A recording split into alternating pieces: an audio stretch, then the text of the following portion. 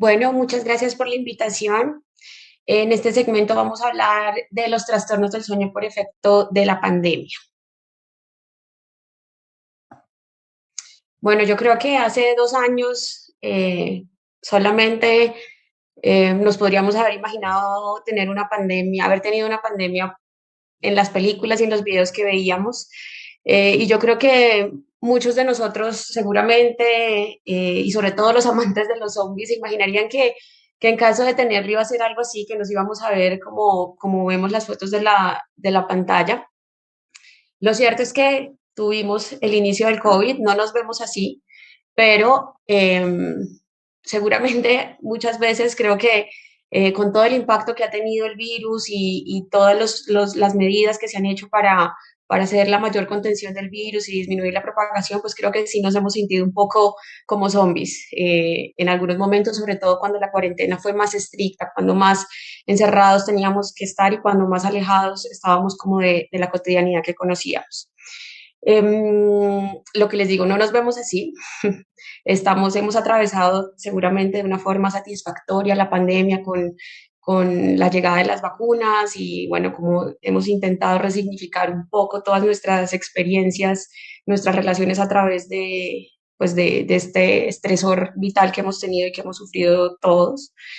pero es posible que haya consecuencias y hayamos tenido un impacto tan grande que si nos haya llevado a hacer cambios y a cambios en la cotidianidad que han impactado sobre conductas saludables que teníamos antes. Una de esas conductas ha sido el sueño, y si bien los zombies no duermen, pues tienen un estado de hibernación en el que no se sabe muy bien si están alertas o en un estado de somnolencia. Y creo que eso también nos indica que incluso en la fantasía es indispensable descansar y es indispensable tener un momento de recuperación eh, frente a la cotidianidad. Bueno, siguiendo como esa línea, vamos a empezar a hablar un poco de la importancia del sueño. La necesidad de dormir en todas las especies nos ha permitido o nos sugiere que el sueño tiene un rol principal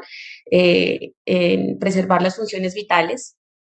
y digamos que esto ha sido mucho más evidente a través de experimentos que se han hecho sobre la deprivación del sueño. La deprivación del sueño en humanos, siempre pues creemos que hay muchas causas que pueden ser responsables por la pérdida y la disregulación del sueño. Por eso decimos que es multifactorial, que dentro de esas causas podemos encontrar alteraciones respiratorias como la apnea del sueño, alteraciones del estado del ánimo, estados psicóticos, parasomnias, insomnios, y se han estudiado diferentes efectos que puede tener la deprivación del sueño. Y del estudio de esos efectos es que se ha podido concluir la importancia del sueño en preservar esas funciones vitales. Dentro de los efectos más llamativos, se ha estudiado el aumento del apetito, que en este caso es importante por la alta relación que tiene con el inicio y con la aparición del síndrome metabólico. Se ha visto que en deprivación del sueño y al aumentar el apetito, también hay mayor liberación de grelina, que es un norexígeno que aumenta el apetito, que disminuye como el metabolismo calórico, digamos, y aumenta la ingesta también, como la ingesta hipercalórica. Eso pues llevando a enfermedades crónicas y a la aparición de otras enfermedades que también hacen como un proceso de retroalimentación con las alteraciones del sueño. También es importante hablar dentro de esos efectos que tiene todo el sistema y la relación bidireccional que tiene la deprivación del sueño y el sistema inmune. Hemos visto que hay una relación que es bidireccional, que la deprivación del sueño genera cambios en el sistema inmune, tanto innato como adaptativo. Se ha visto que hay una menor producción de anticuerpos por vacunas, como ya les decía ahorita, con aparición de enfermedades crónicas. También en estudios que han hecho con aumento de 40 horas de alertamiento, puede haber una disminución en el número y en la actividad de los natural killer. Estos estudios son precisos, digamos que han sido más en experimentos animales, pero en humanos también se ha visto un aumento de la circulación de agentes proinflamatorios como el factor de necrosis tumoral alfa, las interleuquinas 6 y la proteína C reactiva. Bueno, y entonces si hablamos de la deprivación del sueño y del sistema inmune, para digamos, el tema de esta charla, tenemos que incluir el COVID. ¿Qué ha pasado con el COVID y el sistema inmune? Entonces,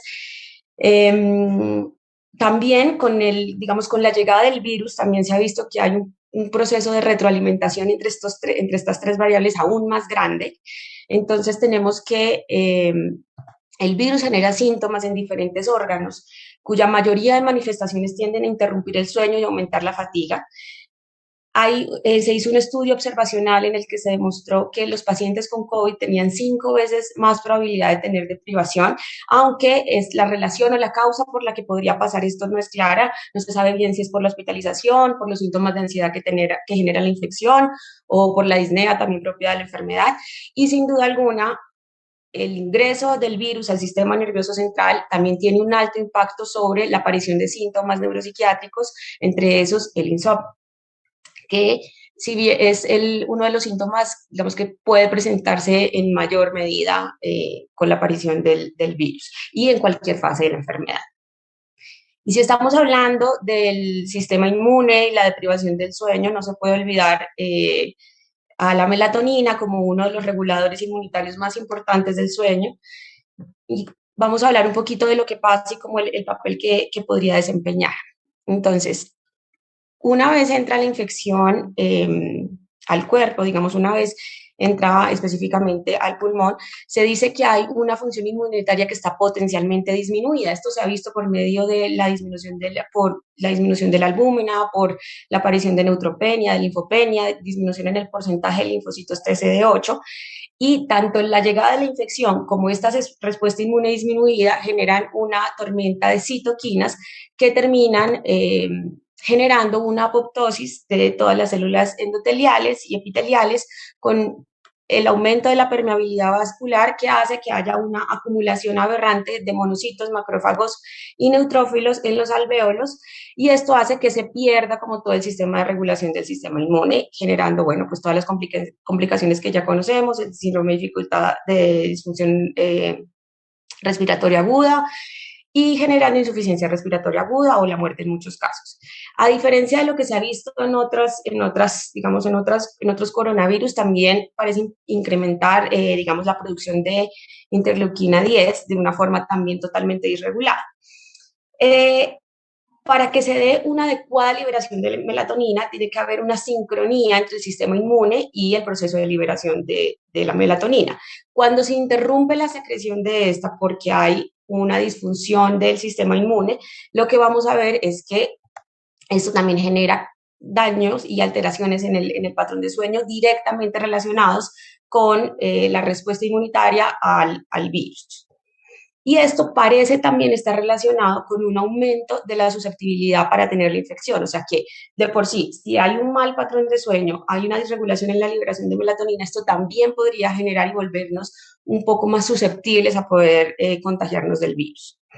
Entonces tenemos que tanto el COVID como la alteración del sueño pueden llegar a generar digamos,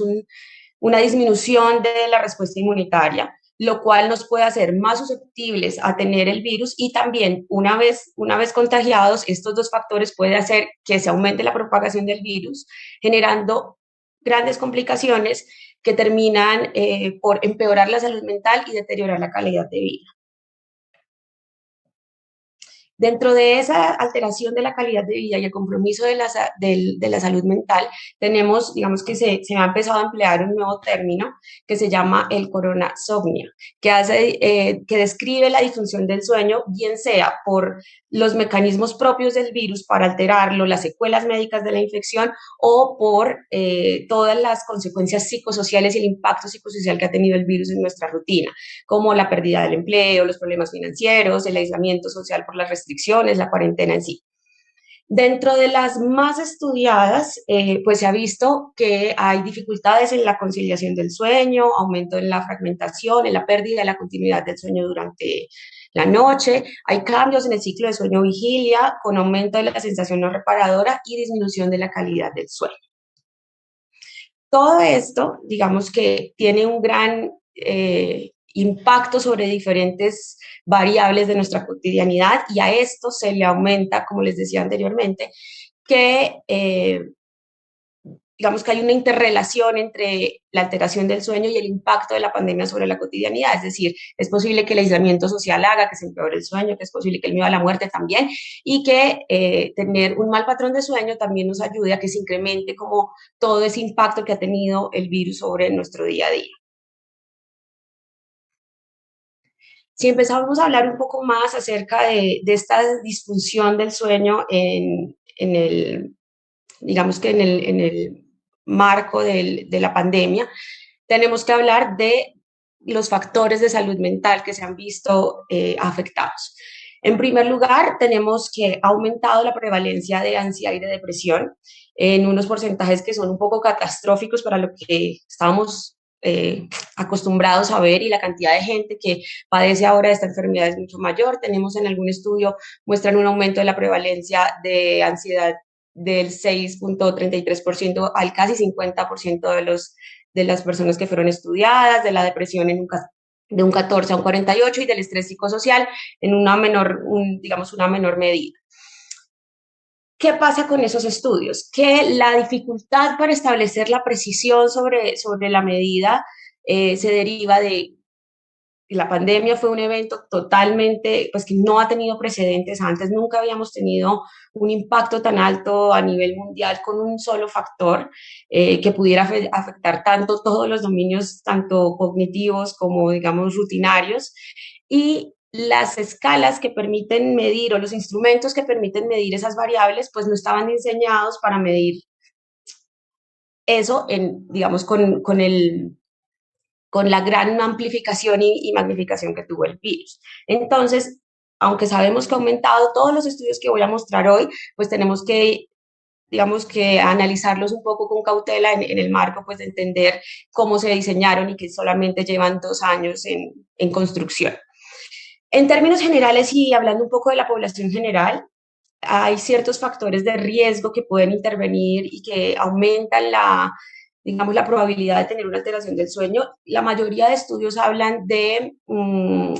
género femenino como un factor que podría aumentar la probabilidad de tener alteraciones del sueño. Eso tiene un asterisco en la presentación porque hay un metaanálisis, solamente dentro de todos los estudios hay un metaanálisis que podría sugerir que es al revés, que la proporción podría ser mayor en hombres, pero casi que todo el resto de metaanálisis y estudios que se han hecho favorecen más al género femenino como un factor de riesgo. Otro factor de riesgo que se ha visto tanto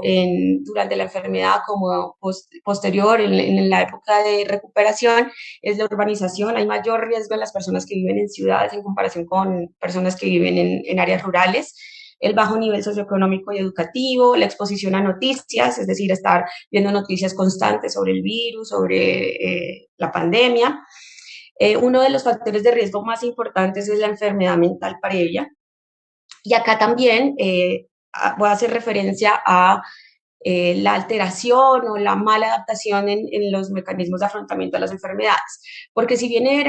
es un factor de riesgo también pues tener una enfermedad mental, un trastorno psiquiátrico primario, el contar con unos mecanismos adaptativos de poca resiliencia o que tienden a ser un poco más paranoides, un poco más obsesivos, también puede generar, también se ha considerado como un factor de riesgo para tener alteraciones del sueño. Estos mecanismos de afrontamiento pueden ser la negación absoluta, por ejemplo, es decir, que no está pasando nada, que no hay que usar tapabocas, que el virus no existe, u otros que se volvieron un poco más problemáticos en cuanto al dormir, como son los rasgos obsesivos que se acentuaron un poco más a través de los contagios y de la cuarentena, que nos llevaron a tener las medidas de seguridad como el lavado de manos, el uso del tapabocas, pero que cuando hay una mala adaptación de esos rasgos de personalidad, incluso llegamos a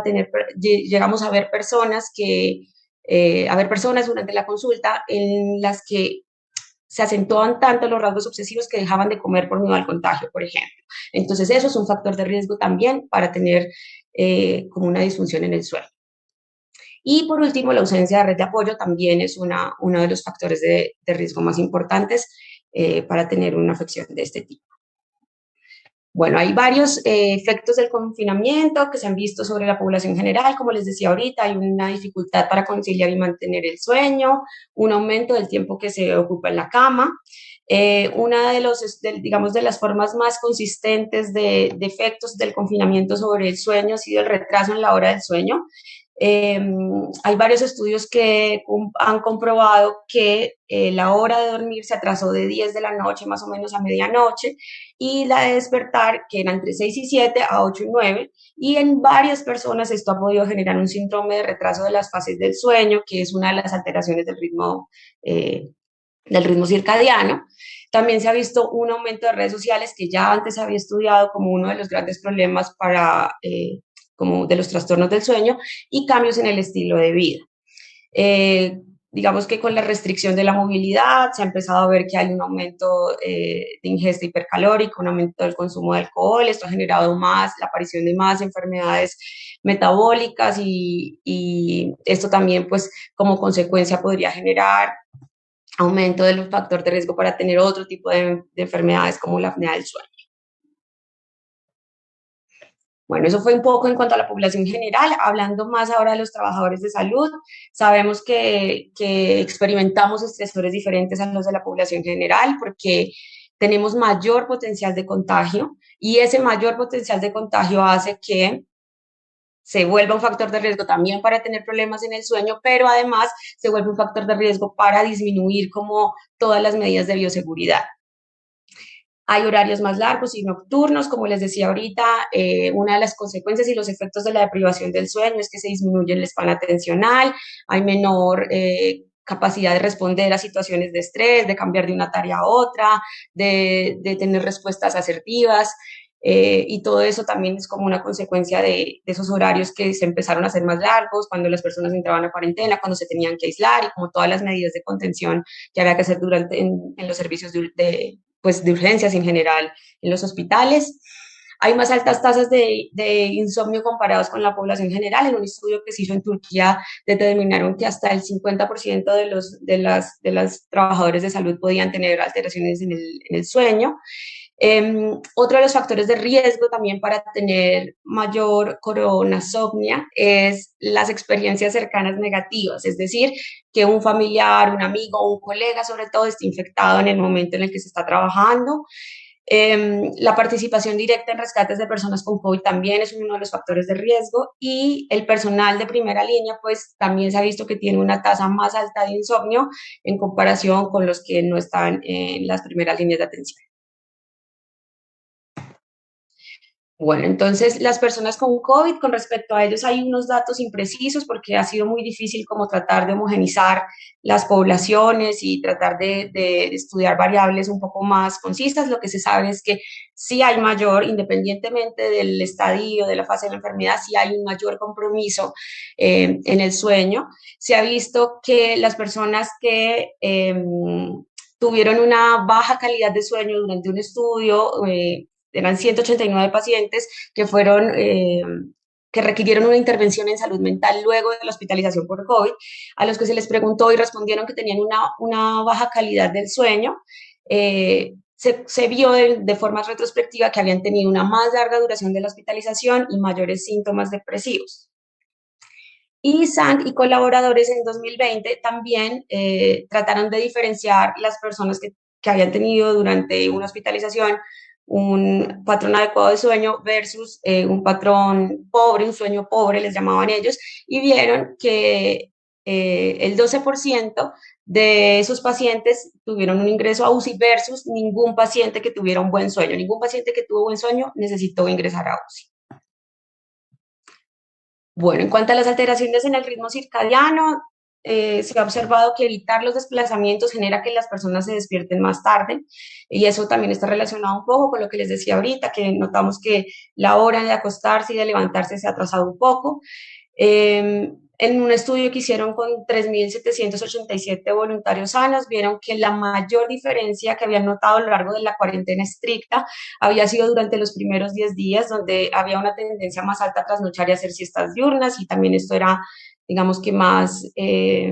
se veía un poco más en los hombres mayores de 50 años, y en un estudio que hicieron con universitarios se dieron cuenta que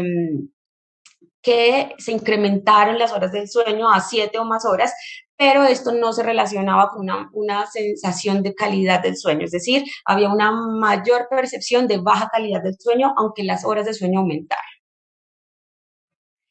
Bueno, ahora les voy a mostrar un poco acerca de algunos de los estudios. Como les digo, tenemos que ver, digamos, con mucho cuidado los estudios. No son, en este momento no hay conclusiones definitivas, pero lo que estamos viendo es que hay una tendencia, es decir, digamos que es claro que hay una tendencia a ver que los problemas del sueño, eh, que la pandemia, perdón, aumentó los problemas del sueño. Este metaanálisis pretende medir la magnitud de los problemas del sueño en la pandemia en diferentes poblaciones. Entonces, lo que hemos encontrado es que en la prevalencia general es del 35,7%, en pacientes con COVID no es de extrañarnos que es un poco más alta, del 74,8%, en los trabajadores de la salud y en la población general es un poco más parecido. Esta es la tabla del metaanálisis, como vemos y como les decía ahorita, aunque todos los valores tienen insignificancia estadística, digamos que acá, aunque no se ve bien, las cifras van del 0,05 al 0,95, el valor de P tiene relevancia y significancia estadística. Vemos que hay una alta variabilidad en todos los estudios, lo cual es lo que nos permite que no podamos sacar una conclusión única. A veces podríamos decir que no son comparables, pero sí hay una tendencia. En este momento, eso es claro, aunque hay muchos estudios, casi siempre son estudios transversales, y bueno, la calidad de pronto no ha sido la mejor, pero digamos, somos muy afortunados de poder tener, aunque sea como unos datos que nos indiquen qué pasó con los problemas del sueño durante la pandemia. Bueno, este es otro estudio. Este estudio pretende medir el impacto del virus y las medidas restrictivas a través de una encuesta también transversal nacional. Esta se hizo en Italia. Y lo que encontraron en esa encuesta es que hay un aumento en las alteraciones del sueño relacionadas con tener miedo a dejar el hogar y con evitar la actividad física. Este estudio se hizo en los últimos 14 días de la cuarentena estricta, más o menos entre abril y mayo, y se encontró eso, que digamos que las mayores alteraciones estaban ligadas a otras características, que era el miedo que sentía la gente de irse de su casa, ya empezar como a reactivarse, y la evitación a hacer actividad física. Dentro de la evitación a hacer actividad física había dos factores importantes. Uno era el miedo a tener lesiones y tener que ser llevado a un hospital, y bueno, con todo el pico, eso era lo que hacía que no, pues que evitaran la actividad física. Y otra era que evitaban la actividad física porque sus pares los presionaban, es decir, sus familiares, sus amigos eran los que evitaban que se pudieran ejercitar. Bueno, este es otro estudio. En este se pretende mirar el impacto que tienen los cambios negativos los cambios negativos en los hábitos saludables, digamos, sobre el malestar psicológico evaluado a través de la depresión, la ansiedad y el estrés. Y lo que vemos es que aquellas personas que reportaron un cambio negativo en el sueño, es decir, las escalas que usaron para medir el sueño, que casi siempre es con el índice de calidad del sueño de Pittsburgh,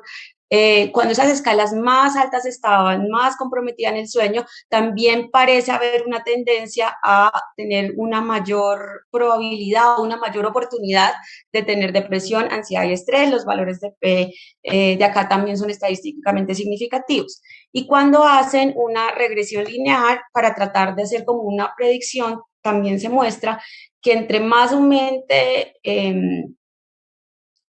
digamos que hay una asociación positiva entre el aumento de esos hábitos poco saludables y la aparición de enfermedades como la depresión, la ansiedad y el estrés.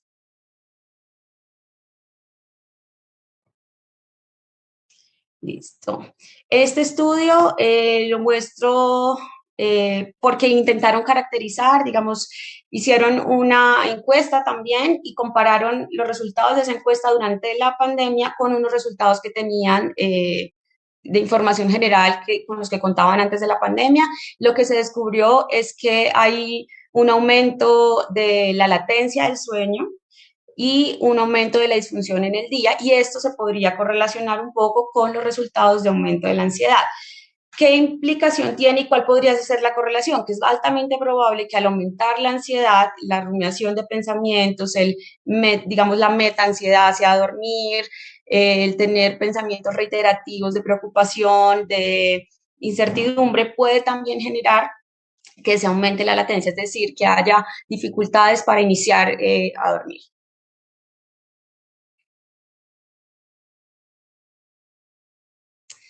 Bueno, este estudio también nos muestra, en este estudio hicieron dos encuestas, una del 26 de marzo al 26 de abril y otra del 17 de abril al 20 de abril. La primera encuesta hicieron una traducción a diferentes idiomas, utilizaron una muestra de 2.562 personas. En la segunda solamente se le hicieron a personas en Estados Unidos con una muestra de 971 personas, utilizaron dos escalas para evaluar la calidad y la gravedad del sueño, y lo que hicieron era intentar categorizar los cambios del sueño divididos en tres grupos, en los que tuvieran prevalencia de problemas de insomnio, los que tuvieran prevalencia en problemas del ritmo circadiano y los que tuvieran disfunción en el día, categorizando las respuestas en esos tres ítems. Lo que se encontró acá es que había un aumento del tiempo de duración del sueño, que también ya lo habíamos visto en un estudio que les mostré antes, y un aumento también en la formulación o el consumo, la administración de medicamentos hipnóticos. Del 40% de las personas que experimentaron un empeoramiento del sueño, la mayor prevalencia en esas tres categorías fue en el insomnio, luego en los problemas del ritmo circadiano y luego la disfunción en el día. Pero muchas de las preguntas que intentaron categorizar se solapaban entre el ritmo circadiano y el insomnio, entonces es posible que, digamos, estos valores no sean muy exactos, sino que están un poco sesgados por el grupo al que se decidió entrar cada pregunta.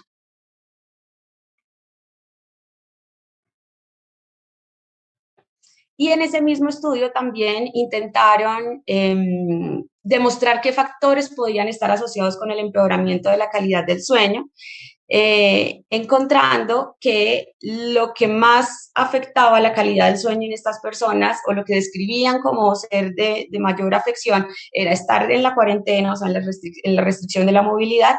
y tener un sustento comprometido debido a la pandemia, digamos el sustento diario, bien fuera el económico, el laboral, y el hecho de hacer menos actividad física. Estas dos últimas también se pudieron ver en la segunda encuesta, en el estudio número 2, y son los únicos que tuvieron una significancia estadística. El resto de variables pues no eran estadísticamente significativas. Bueno, este estudio lo que pretende mostrarnos un poco es lo que ha pasado luego de la infección por COVID. Entonces, este fue un estudio observacional que se hizo entre el 1 de agosto del 2020 y el 30 de noviembre del 2020. Se utilizaron 500 pacientes. Uno digamos, en la metodología estaba hacer dos PCRs que fueran negativas en el primer mes post-COVID, y usaron dos escalas también para evaluar la calidad, la gravedad del sueño, y una escala para evaluar la percepción de calidad de vida. Lo que se vio en este estudio es que después de la recuperación, incluso un mes después, todavía las personas seguían teniendo síntomas depresivos, síntomas de ansiedad, disminución en la calidad del sueño y deterioro en la calidad de vida. Y cuando analizan y hacen la asociación entre las escalas del sueño y de la calidad de vida, encuentran que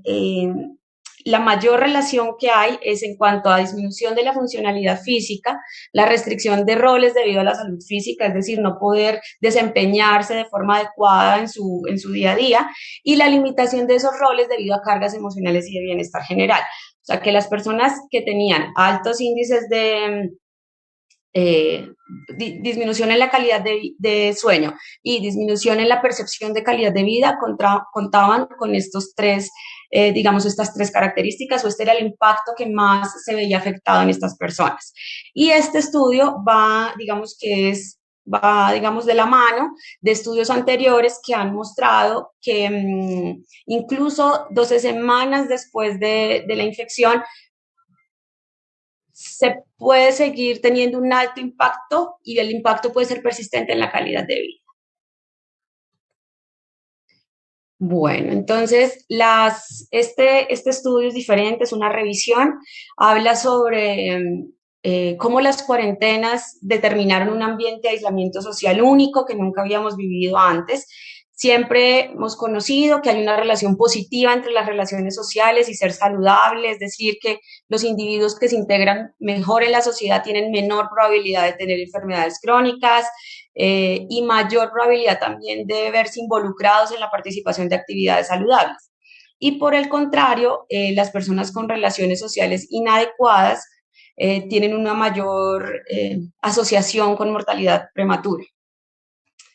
Y se ha visto que las buenas relaciones interpersonales podrían ayudar también a mejorar las elecciones y los comportamientos individuales, es decir, que es probable que una persona que tiene digamos, una buena red de apoyo pueda también involucrarse o comprometerse un poco mejor con una mejor rutina del sueño, con mejor manejo del estrés.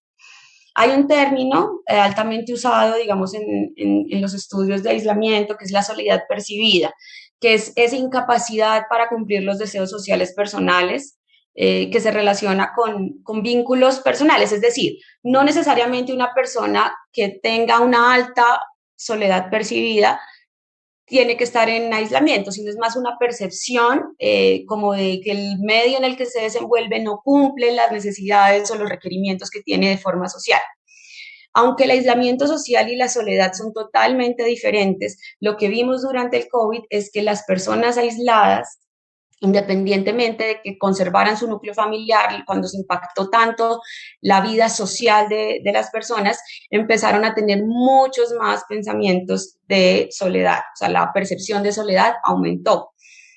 Siempre, digamos, a lo largo de las charlas de salud mental hemos hablado de cómo lo importante era haber hecho un aislamiento físico, pero no uno social,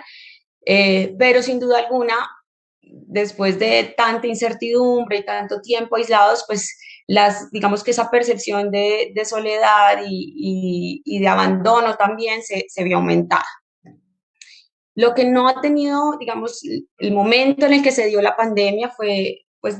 beneficioso para poder mantener los lazos sociales a través del uso de la tecnología. También se ha visto que las mujeres son más propensas a percibir la soledad y a tener estrés psicológico, y que una menor calidad del sueño también está altamente relacionada con los sentimientos de soledad, con los síntomas de ansiedad y depresión. Y por el contrario, una red social segura nos permite atenuar el impacto negativo de la cuarentena sobre el sueño, sobre la ansiedad y sobre la depresión. Bueno, para terminar, quiero hablarles un poquito acerca, esta imagen ya la habíamos visto antes, la vimos solamente en la importancia de la melatonina en todo el sistema de regulación inmunitario, en la deprivación del sueño, pero también es importante hablar de la melatonina como un potencial coadyuvante en el manejo también de la inflamación y de la infección. Hemos notado que la melatonina tiene propiedades antiinflamatorias al inhibir la expresión de proteínas de alta movilidad del grupo 1 como HMGB1, que intenta hacer una regulación a la baja de los macrófagos, atenuando la lesión y la inflamación pulmonar. También vemos que hay una supresión del factor nuclear kappa B, también involucrado en todas las respuestas proinflamatorias y oxidativas, y por el contrario hay una regulación a la alta del factor nuclear similar al 2, que está relacionado con hepatoprotección y cardioprotección. Dentro de las actividades antioxidativas que encontramos de la melatonina, pues está que la replicación del virus genera una sobreproducción de interleuquina C por medio de la señalización de receptores tipo TOL4, y digamos que este sería uno de los objetivos terapéuticos también de la melatonina, y uno de los que a mí me parece más importante es la inmunomodulación, y es a través de la proteína NLRP3, la cual tiene digamos, una doble función dentro de la propagación de la inflamación. Se ha visto que al comienzo puede estar implicada en la amplificación de la respuesta inmune, pero también se ha visto que tiene una respuesta protectora. Entonces, lo que se ha sugerido es que la melatonina se pueda usar en estadios más severos de la enfermedad, donde hay mayor amplificación de la respuesta inmune y no en estadios donde podría jugar un papel protector todavía. En cuanto a la melatonina, pues tenemos que es un medicamento con un muy buen perfil de seguridad, con pocos efectos adversos. Se ha intentado hacer pruebas de macrodosis, digamos entre 3, 6, 10 miligramos. Hay un estudio que muestra la administración incluso de 1 gramo de melatonina al día digamos, sin efectos adversos que sean significativos, aunque esto no tiene un estudio que sea, digamos, que en este momento nos pueda asegurar la eficacia y del uso del medicamento. Bueno, entre las recomendaciones generales están los bien conocidos medidas de higiene del sueño, que creo que ya pues las hemos oído con anterioridad, el hecho de establecer un horario regular para irse a dormir y despertarse, no exceder más de los 30 minutos las siestas, entre 30 y 45 minutos, evitar la ingesta excesiva de alcohol, evitar la cafeína 6 horas antes de acostarse, los alimentos pesados. También quiero hablar un poco acerca de la importancia de pedir ayuda. Hace unos años, aproximadamente en 2018, la Asociación Colombiana de Psiquiatría hizo una campaña llamada Yo también voy al psiquiatra, y es como con la necesidad de aumentar las consultas a sistemas de apoyo en salud mental, ya sea psiquiatría o psicología, lo cual hemos visto como a lo largo de la charla que el impacto que tienen las enfermedades psiquiátricas sobre tanto el sueño y la calidad de vida en general, y también la conocida terapia cognitivo-conductual, que ha mostrado tener una alta eficacia en casos de insomnio primario y el que es precipitado por estresores, la cual se centra en la conexión de la forma en la que pensamos, actuamos, sentimos, intentando hacer una reestructuración cognitiva y intervenciones conductuales también que nos permitan disminuir como toda la activación que hay a través del estrés, de la ansiedad y de la incertidumbre por la pandemia. Y finalmente, como conclusiones y retos, las alteraciones del sueño se dan por efectos tanto directos e indirectos del virus, y dentro de esos efectos indirectos también está la aparición de trastornos depresivos y trastornos ansiosos. Aún una vez más se confirma la relación bidireccional entre la calidad del sueño y el sistema de la respuesta inmune. El sueño es un factor protector, tanto en la propagación como en la recuperación del virus. Es una conducta saludable también que nos permite tomar mejores decisiones y tener un mejor entendimiento de situaciones complejas como lo ha requerido estos últimos 2 años. Es necesario mejorar la calidad estadística de los estudios, y creo que el mayor reto es seguir aprendiendo y mantenernos a salvo, como lo hemos hecho hasta ahora. Muchísimas gracias.